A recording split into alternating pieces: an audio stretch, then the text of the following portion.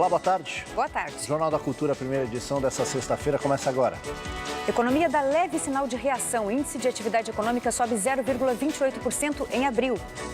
O Brasil perde posições em ranking de energia limpa, apesar de ser o país com maior opção de diversidade energética. Pela primeira vez, a Polícia de São Paulo usa DNA para identificar criminoso. Ele é responsável por explosão de vários carros fortes no Brasil e em Ciudad del Este, no Paraguai. Estudantes do ensino médio aproveitam o feriado para resolver os problemas do mundo. Em simulação, eles assumem o lugar de integrantes das Nações Unidas e discutem os principais desafios mundiais. A Receita Federal paga hoje o primeiro lote de restituição do Imposto de Renda Pessoa Física 2017. A Rússia diz ter atingido o líder do Estado Islâmico em ataque em Raqqa, na Síria. A coalizão liderada pelos Estados Unidos não confirma a morte do terrorista. O Brasil é um dos países com mais alternativas de fontes limpas de energia, como o sol e o vento, por exemplo. Mas nos últimos anos investimos muito pouco nessas tecnologias. O resultado é que perdemos posição no relatório mundial lançado pela WWF Brasil, uma ONG dedicada à conservação da natureza. O relatório analisou como 40 países estão lidando com energia limpa. O Brasil, que estava em 25º lugar no ranking geral da edição anterior do estudo, caiu para a 30ª posição. O principal motivo foi a retração econômica, que dificultou a disseminação e investimento em novas fontes de energia e novas tecnologias. Outra razão é a perda do foco em investimento em pesquisa e desenvolvimento em fontes renováveis. Energia limpa é aquela que gera pouco impacto ao meio ambiente, da produção ao descarte de resíduos. A energia solar é um exemplo. E aqui nos parques interligados Cândido Portinari e Vila Lobos, na zona oeste de São Paulo, as placas vão tornar todo o complexo autossuficiente em energia a partir deste ano. Elas estão na cobertura das vagas de estacionamento e em outros locais. E mesmo em dias nublados como hoje, funcionam com até 10% da capacidade. Outras fontes de energia limpa são as biomassas, como o bagaço da cana, tecnologia exclusiva do Brasil, as usinas eólicas, as ondas do mar, convertidas em energia no porto de Pecém, no Ceará, e as usinas hidrelétricas, que operam no limite da capacidade e, por isso, precisam de alternativas.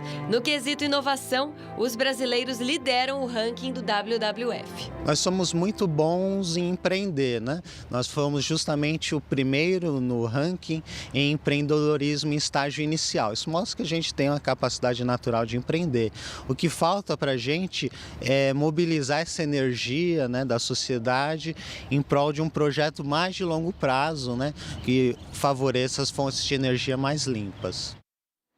Agora uma dica cultural, Doutor Abobrinha, lembra dele? Vilão do Castelo Rá-Tim-Bum? Pois é, ele está à espera da criançada a partir de hoje no Memorial da América Latina. Para saber o que ele vai aprontar, a gente conversa agora com a repórter Evelyn Avancini. Boa tarde, Evelyn.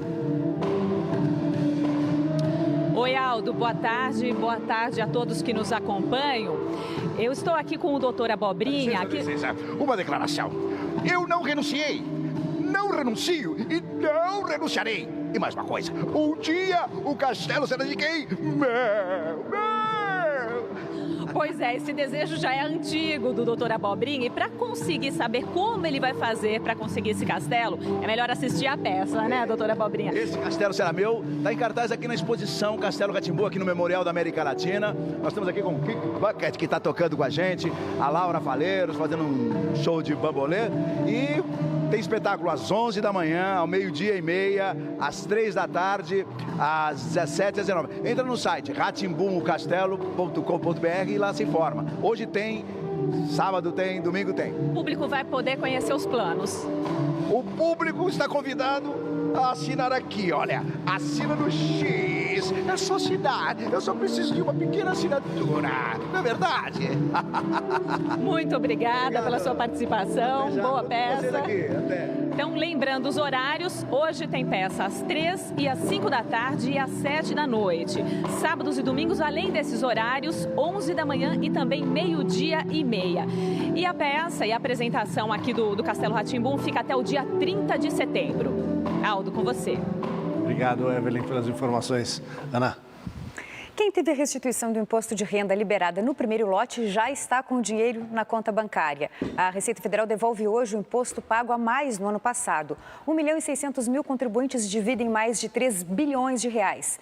Restituições residuais de 2008 a 2016 também são pagas hoje. A capital paulista tem agora um Estatuto do Pedestre. Ele demorou apenas 6 anos para sair do papel. A expectativa é de que ele ajude a tornar a cidade mais acessível. Buracos, desnível, sujeira, estes são os obstáculos que Roseni enfrenta todos os dias para ir até o trabalho. Você pode cair, virar o pé, quebrar. E não é só no trajeto da Roseni que isso acontece. Andar a pé em São Paulo é um desafio para muita gente. A gente que não tem muita firmeza nas pernas, então qualquer coisa está caindo. Essa semana mesmo eu levei um tombo no meio da rua. Esse farol, por exemplo, verde, né? Quando está verde para a gente atravessar, é muito rápido. Vias mal sinalizadas, calçadas irregulares ou a falta delas colocam a vida dos pedestres em risco. E os números comprovam isso. Dos 854 mortos em acidentes de trânsito no ano passado na capital paulista, 40% eram pedestres. De olho nos números e visando a segurança de quem percorre a pé as ruas de São Paulo, a Câmara Municipal de São Paulo tirou da gaveta o Estatuto do Pedestre. Aprovado em plenário no início do mês, depois de 6 anos de espera, o texto foi sancionado pelo prefeito nesta semana. Ele é um instrumento legal que dá poder, que justifica ações em relação às administrações públicas. O prefeito que vier, ele pode justificar, falar, olha, eu estou cumprindo essa lei, então eu tenho que dar prioridade ao pedestre. E ele é um instrumento legal também muito importante para a sociedade na hora de reivindicar os seus direitos, porque a gente sabe que a vida do pedestre não é fácil aqui na cidade. O Estatuto assegura direitos como faixas de pedestre, sinalização luminosa em bom estado de conservação, tempo suficiente para travessia segura nas vias com sinal de trânsito, passarelas em lugares de travessia perigosa e calçadas limpas e com piso antiderrapante. A Prefeitura tem 90 dias para regulamentar a medida. Entre os pontos vetados está o conceito de mobilidade a pé. Na prática, impede que vielas e becos, por exemplo, sejam melhorados para facilitar a caminhada. De acordo com a Prefeitura, este ponto faz parte do plano diretor. Para essa ativista da ONG Corrida Amiga, reconhecer a caminhada como meio de transporte ajuda a tornar a cidade mais acessível e facilita a educação e o respeito ao pedestre. Estamos agora num feriado, as pessoas vão numa outra cidade e falam, conheci a cidade inteira, fiz tudo a pé. Então a gente incentiva, vamos fazer isso no nosso dia a dia, na nossa cidade. E com isso a gente começa a olhar as calçadas da nossa cidade também. A gente faz uma cidade muito mais caminhável, muito mais humana e muito mais segura. Uma simulação da Organização das Nações Unidas aproxima estudantes de um colégio em São José dos Campos, no interior de São Paulo, dos conflitos no mundo. A ideia é trazer reflexão e formá-los para o futuro.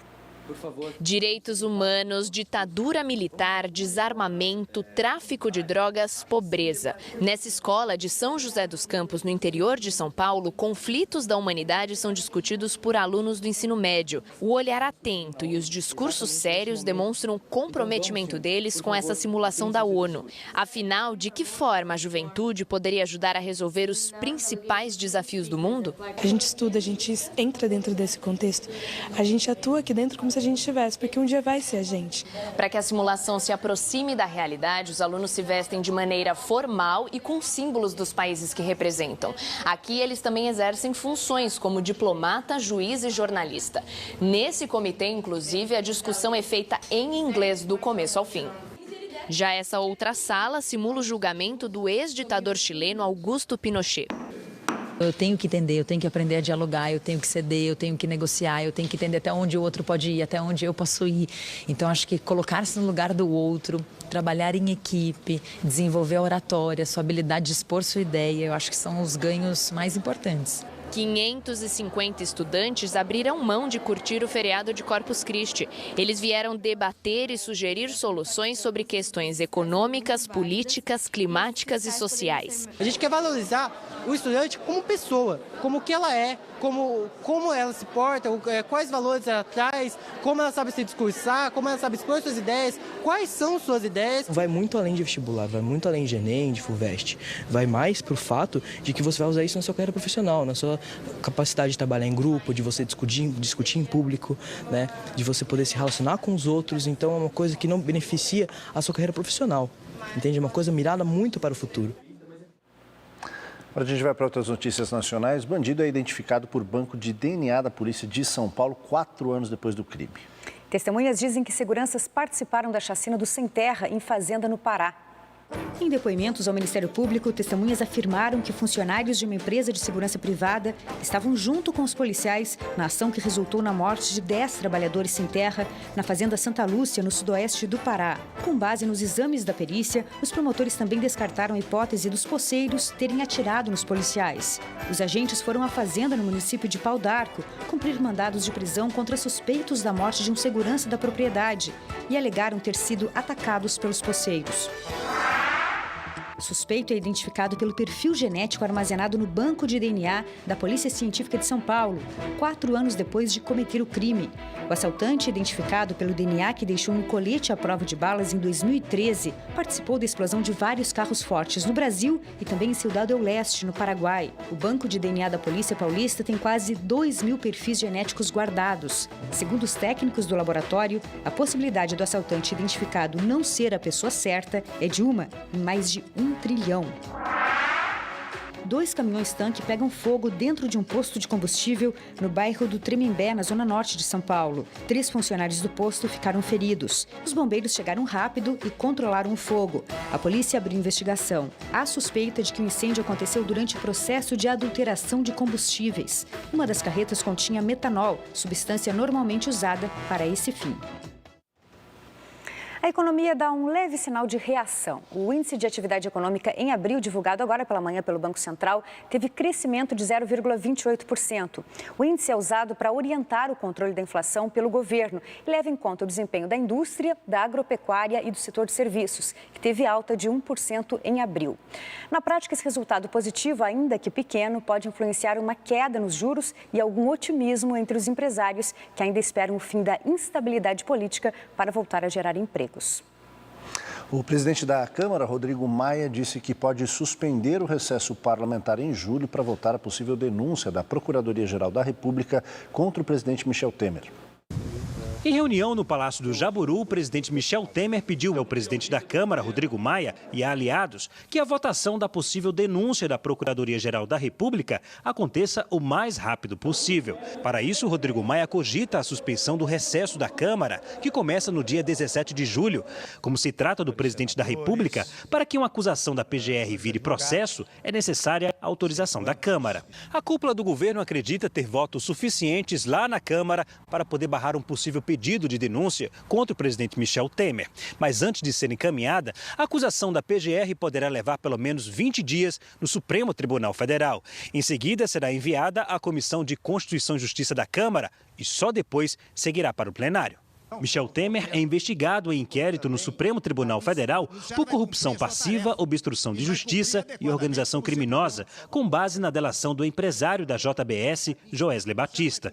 A Polícia Federal tem até segunda-feira para concluir o inquérito, mas os agentes devem pedir mais tempo ao STF para aprofundar as investigações. A cópia de um e-mail encontrado pela Polícia Federal ligaria o coronel aposentado da PM, João Batista Lima, amigo de Michel Temer, a uma reforma em um imóvel de Maristela Temer, filha do presidente. Batista é investigado pela Polícia Federal, acusado de receber R$1 milhão da JBS para a campanha do presidente em 2014. Também investigado com base nas delações da JBS, o senador afastado Aécio Neves teve o pedido de prisão reforçado pela Procuradoria-Geral da República. O procurador Rodrigo Janot entende que Aécio Neves ainda está exercendo funções políticas, mesmo após o afastamento. Ele usou como argumento uma foto postada nas redes sociais no dia 30 de maio pelo próprio senador Aécio Neves, reunido com a cúpula do PSDB. O Senado tirou o nome de Aécio do placar eletrônico e cortou parte do salário do senador. São Paulo tem cerca de 2 milhões de cães e gatos abandonados nas ruas. E essa população aumenta a cada dia com a falta de um programa eficaz de castração. Um projeto em discussão na Câmara dos Vereadores quer criar unidades móveis para facilitar a esterilização dos animais.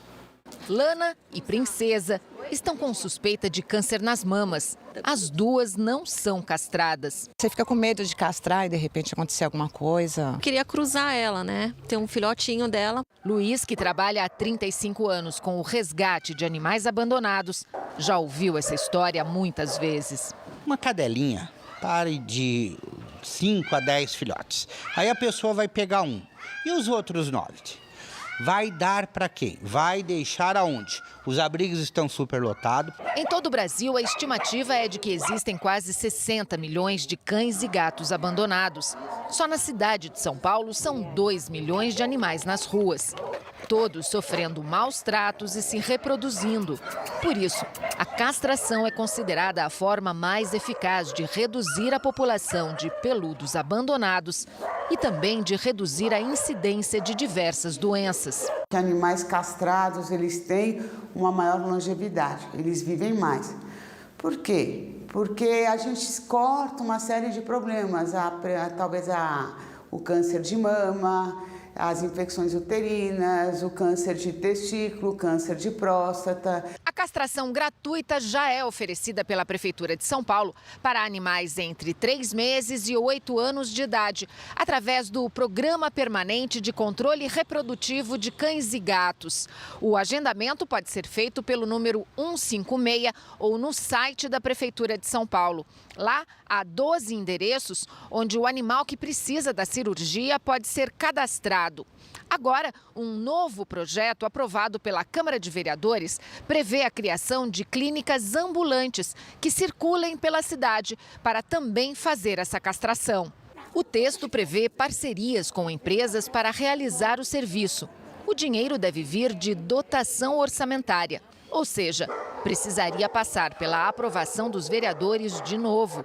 Em maio, o prefeito João Dória já vetou integralmente um outro projeto semelhante. Agora a gente vai para o nosso quadro de toda sexta-feira, o Linha de Frente. Nosso personagem de hoje costura recomeços. O imigrante austríaco Gerfried criou um pano social que dá emprego para ex-detentos. Lá eles produzem roupas e acessórios com tecidos sustentáveis. O benefício para a sociedade é duplo. Além de cuidar do meio ambiente, a empresa dá aos egressos do sistema prisional a oportunidade de driblar o preconceito e a reincidência criminal com o trabalho.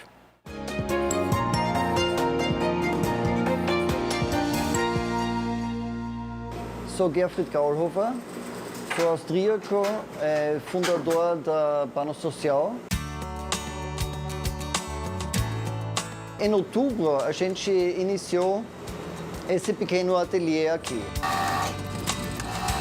Hoje a gente está com 6 egressos na produção, mas uma assistente social que também é egressa. Depois da nossa primeira contratação do Paulo Tadeu, já deu a sensação que tudo isso estava valendo a pena. O plano social é muito importante porque ela, além de dar a condição de trabalho, ela me deu todas as oportunidades que eu precisava de estar dentro do mercado.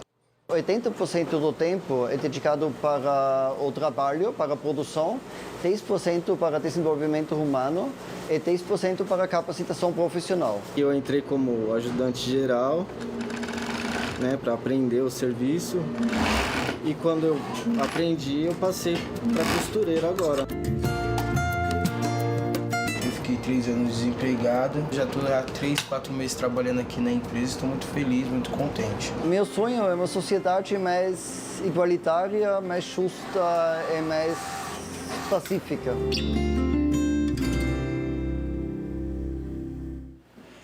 A seguir, a habilidade invejável de uma senhora ginasta de 91 anos.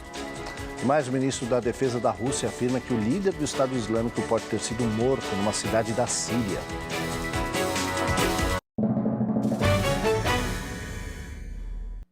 Nas notícias internacionais, as eleições para a Assembleia Nacional da França e as novas medidas do governo norte-americano em relação a Cuba. E a gente começa com um anúncio feito pela Rússia de que o líder do Estado Islâmico teria sido atingido e morto durante um ataque aéreo na Síria. O ministro da Defesa russo diz que Abu Bakr al-Baghdadi estava na cidade de Raqqa, no centro-norte da Síria, em 28 de maio, quando aconteceu o bombardeio. Mas, de acordo com a Associated Press, a coalizão liderada pelos Estados Unidos ainda não consegue confirmar essa informação. O alvo era o encontro de líderes do Estado Islâmico, do qual al-Baghdadi participaria. Raqqa, na Síria, e Mossul, no Iraque, são consideradas as capitais do grupo terrorista. O presidente dos Estados Unidos, Donald Trump, anunciou restrições para viagens de americanos a Cuba, além de proibir transações comerciais entre empresas americanas e entidades militares cubanas. A atitude deixa clara a mudança de rumo do governo norte-americano em relação à política externa e à relação com a ilha. Desde 2014, o ex-presidente Barack Obama anunciava medidas de reaproximação com o país, com quem romperam relações há mais de 50 anos.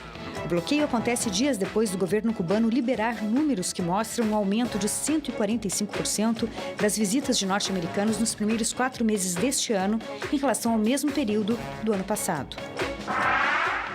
Os franceses votam no segundo turno das eleições para a Assembleia Nacional neste domingo. Projeções indicam que o Partido República em Marcha do recém-eleito presidente Emmanuel Macron conquiste 455 dos 577 assentos em disputa. A metade dos candidatos do partido nunca foi eleita antes. A França encara uma alta abstenção desde o pleito que escolheu Macron. No primeiro turno para o Legislativo, semana passada, 51% dos eleitores não votaram. E chegou a hora do esporte com Cadu Cortez. Oi, Cadu. Tá rindo de quê, Cadu? Tudo bem? Tá, eu tô indo porque é o nosso primeiro VT, tudo bem, Aula? Tranquilo? Cadu. Obrigado, muito bem. Porque o nosso primeiro VT é realmente divertidíssimo e muito bacana para a gente se inspirar. Uma ginasta de 91 anos, veja, ginasta de 91 anos, desafia a idade, está impressionando. Ela impressiona faz um bom tempo, né? 91 anos, na apresentação de barras paralelas. Vamos dar uma olhada.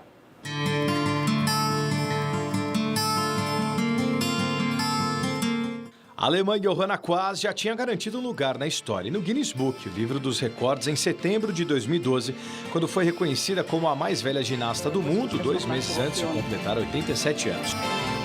Mas ela não parou por aí e até hoje, aos 91, segue deixando o mundo boquiaberto com suas performances.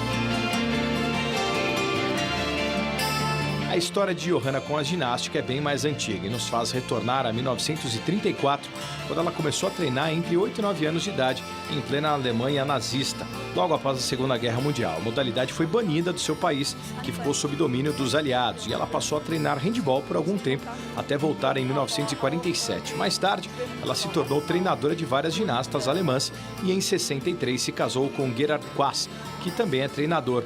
Tanto envolvimento com o esporte acabou fazendo-a voltar aos aparelhos ela própria em 1982 e venceu diversas competições nos anos seguintes. E até hoje, Johanna continua em forma aos 91 anos de idade.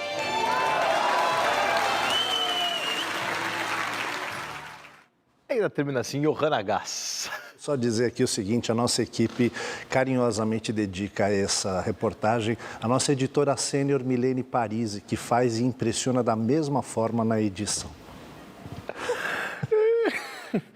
Ontem, 2 jogos fecharam a 7ª rodada do Campeonato Brasileiro. Vamos ver. Em jogo de muitos gols perdidos e expulsões, o Curitiba e o Bahia empataram em 0-0 no Couto Pereira. As equipes criaram muito, mas não conseguiram marcar gols. A partida teve muita confusão e terminou com Kleber e Edson expulsos. 2 pinturas do Grêmio definiram a vitória sobre o Fluminense na noite desta quinta-feira no Maracanã. Edilson e Luan, em cobranças de falta com brilho, marcaram os gols para uma equipe cirúrgica montada por Renato Gaúcho. Sem ser vistoso nem criar muitas chances, mas com muita marcação e poucos espaços concedidos. Apesar de pressionar, a equipe de Abel Braga não conseguiu sobrepor a barreira montada pelos defensores gremistas e acabou superado pela 3ª vez no ano para o rival. Beleza, e o Kleber tem coisas que não mudam absurdamente. Hoje é sexta-feira, né? No Cine Esporte, a gente apresenta o filme Secretariado, The Impossible True Story. Como o próprio subtítulo descreve, é uma história real impossível sobre uma dona de casa americana e seu lendário cavalo que bateu todos os recordes na década de 70 e até hoje é considerado o melhor cavalo de corrida de todos os tempos. Vamos ver. Começa quando Penny Chenery, vivida por Diane Lane, é obrigada a assumir o Aras, falido do seu pai. E com a ajuda do treinador veterano Lucien Loring, interpretado pelo fantástico John Malkovich, e sem nenhuma experiência, luta contra todas as adversidades para vencer no mundo masculino dos cavalos de corrida. Um filme que retrata a jornada única de um cavalo e sua proprietária, que arrisca tudo para fazer dele um campeão. Secretariado, ou Big Red, como era chamado por sua pelagem alazã, com 3 patas brancas, veio de uma importante linhagem de corredores, filho de Bold Roller e Something Royal. E de fato, Big Red sagra-se campeão da Tríplice Coroa em 1973, vencendo em um intervalo de 5 semanas 3 dos maiores páreos do turf norte-americano, Kentucky Derby, Preakness Stakes e Belmont Stakes. O feito não era alcançado há 25 anos e muitos achavam que nunca mais seria, e alguns de seus recordes permanecem até hoje.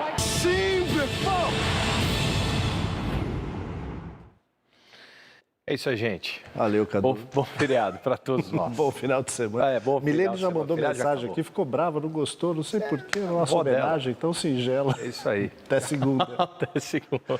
O Jornal da Cultura, primeira edição, fica por aqui. A nossa dica na faixa, toda sexta-feira a gente faz isso, né? O coletivo Sankofa apresenta a peça infantil Aonde Nasce o Arco-Íris. Na semana que acontece em São Paulo a Parada do Orgulho LGBT, a peça trata dos limites e padrões sociais impostos no brincar e discute uma infância livre de rótulos e violências. Rafa é um menino que gosta de brincar com sua boneca de pano, Maria, e vive uma jornada de autoaceitação e descobertas. O espetáculo infantil será apresentado no Itaú Cultural neste sábado e domingo em 2 sessões, 11h30 da manhã e 5 da tarde, de graça. Itaú Cultural fica na Avenida Paulista, número 149, pertinho do metrô Brigadeiro. Aproveite o final de semana com a sua família. E agora você acompanha o JC Debate, que hoje fala sobre o trabalho dos dubladores brasileiros. Uma ótima tarde, bom final de semana. A gente se vê aqui na segunda. Até lá. Tchau.